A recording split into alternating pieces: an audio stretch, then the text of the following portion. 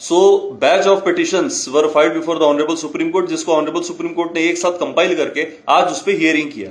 अब इसमें से जितने भी जो पिटिशंस फाइल हुए थे, तो most of the petitions file हुए थे कुछ सर्टेन गाइडलाइंस इशू करने के लिए बाय ऑनरेबल सुप्रीम कोर्ट कि किस तरीके से अभी दिल्ली में जो प्रोटेस्ट हुआ और उसके खिलाफ जो एक्सेसिव फोर्स जो दिल्ली पुलिस ने, व्हाट दे आर कंटेंडिंग कि दिल्ली पुलिस ने जरूरत से ज्यादा पुलिस बल का उपयोग किया, और दूसरा पीसफुल प्रोटेस्ट करने के विषय में कुछ certain guidelines must be issued by the honourable Supreme Court. ऐसे करके कई सारे batch of petitions were filed.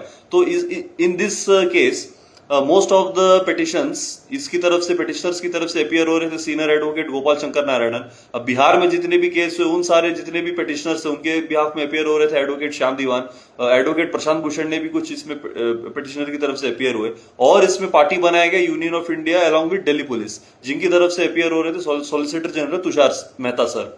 अब इसमें एसजी तुषार मेहता सर की तरफ से जोरदार इसमें आर्गुमेंट हुआ, और उन्होंने बताया कि किस तरीके से पुलिस के ऊपर भी ब्रुटैलिटी हुई, पुलिस के ऊपर भी जानलेवा हमला किया ये सारे प्रोटेस्टर्स लोग ने, और अगर कुछ पुलिस वालों के फेवर में और जितने भी प्रोटेस्टर्स लोग पर अगर कड़ी कार्रवाई नहीं की गई तो एक नेगेटिव मैसेज पुलिस फोर्स के ऊपर जाएगा अक्रॉस पैन इंडिया। ये उन्होंने ब्रिलियंट आर्गुमेंट किया। That too when some of the police officers, उनकी फैमिली पर्सनली कोर्ट में आए हुए थे इस हियरिंग को अटेंड करने के लिए। अब इसमें जो मेन कुछ बुलेट पॉइंट्स, जो ऑर्डर्स में जो मेन बुलेट पॉइंट्स जो निकल के आ रहे हैं, जो आज ऑनरेबल सुप्रीम कोर्ट ने जो है in the form of interim order जो उन्होंने पास किया है, वो सबसे पहला तो ये कि जितने भी माइनर्स हैं बिलो 18 ईयर्स ऑफ एज, उनके अगेंस्ट कोई भी एक्शन नहीं लिया जाएगा। दूसरा ये कि जितने भी प्रोटेस्टर्स थे जिनके खिलाफ कोई क्रिमिनल केस है, because as argued by SG Tushar Mehta sir, इसमें कई सारे प्रोटेस्टर्स के नाम पे वो लोग भी आ गए थे जिनके खिलाफ सीरियस हीनियस क्राइम्स के चार्जेस भी लगे हुए हैं, जैसे some were convicted under NDPS charges, rape charges, ऐसे लोग भी प्रोटेस्टर बन के आ गए थे। तो ऐसे कोई लोग जिनका उसको कंसिडर करते हुए ऑनरेबल सुप्रीम कोर्ट ने ये बोला कि जिनके खिलाफ क्रिमिनल केस चल रहे हैं उन पे एक्शन चलती रहेगी, और अगर किसी भी स्टेट पुलिस में प्रोटेस्टर्स के against FIR has already been registered तो उसके तहत जो इन्वेस्टिगेशन हो रही है वो इन्वेस्टिगेशन कंटिन्यू रहेगी।